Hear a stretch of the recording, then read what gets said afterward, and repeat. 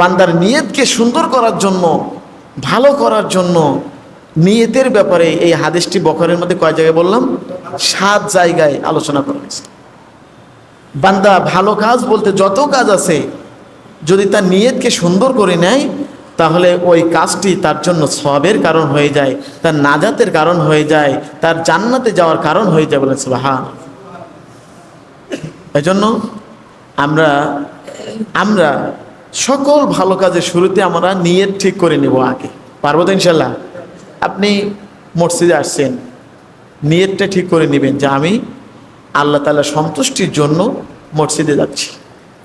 কোনো মানুষ দেখুক, কোনো আত্মীয় স্বজন দেখুক, অন্য কেউ দেখুক, বা কেউ আমাকে ভালো বলুক যে লোকটি ভালো পরিষ্কার, সবার আগে মসজিদে যায়, হ্যাঁ, তার সুন্দর আচরণ ইত্যাদি, আপনি আগে নিয়তটা করে নেবেন কার জন্য? আল্লাহ। ভালো কাজের নিয়ত। খারাপ কাজের নিয়তটা কি করা যাবে? খারাপ কাজের নিয়ত আপনি করেন বা নাই করেন, ও আপনার পাপ হবে। খারাপ কাজের নিয়ত আপনি করেন বা না করেন, পাপ কিন্তু আপনার হবেই। কিন্তু ভালো কাজ নিয়ত যদি আপনার আল্লাহর জন্য না হয়, আপনি কোনো সওয়াব পাবেন না, কোনো সওয়াব পাবেন। এমনকি আপনি যদি কোরআনুল কারীম তেলাওয়াত করেন, আপনার নিয়ত যদি থাকে যে আমি সূরাতুল ওয়াকিয়া তেলাওয়াত করছি, এই সূরাটা পড়লে ধনী হওয়া যায়, সংসার অভাব হয় না, টাকা পয়সার মালিক হওয়া যায়, এই নিয়তে যখন আপনি পড়বেন, একটি সওয়াবও পাবেন না। হ্যাঁ, আল্লাহ আপনাকে ধনী করবেন, সম্পদশালী বানাবেন, বাট আপনি কোনো সওয়াব পাবেন না। কারণটা কি?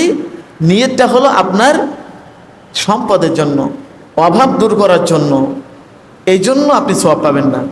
কিন্তু আপনি যদি নিয়ত করেন যে আমি এই সূরা তেলাওয়াত করছি আল্লাহ রাজি খুশির জন্য, আমরা আল্লাহ রাজি হলে সকল বরকত এমনি হয়ে যাবে, আপনি সওয়াবও পাবেন, উপকারও পাবেন। আমি বোঝাতে পারছি কি না? তাহলে নিয়ত থাকার কারণে এবং সেই নিয়তটি আল্লাহর জন্য হওয়ার কারণে আপনি কোরআনুল কারীম পড়ে সওয়াবও পাচ্ছেন, উপকারও পাচ্ছেন। আবার নিয়তটা শুধু আল্লাহর জন্য না হয়ে দুনিয়ার উপকারের জন্য আপনি কোরআনুল কারীমের যে কোনো সূরা আয়াত তেলাওয়াত করছেন, কিন্তু নিয়তটি হলো আপনার দুনিয়ার জন্য, দুনিয়ার মঙ্গলের জন্য, আপনি কোনো সওয়াব পাচ্ছেন না, বাট মঙ্গল আপনি পাবেন। কারণ এটি হলো আল্লাহর কিতাব, পড়লে কোনো লস নেই, লাভ আছে। তবে নিয়তটা হবে কার জন্য বলেন? আল্লাহর জন্য। পারবো তো ইনশাআল্লাহ? আমাদের সকল কাজ হবে আল্লাহর জন্য।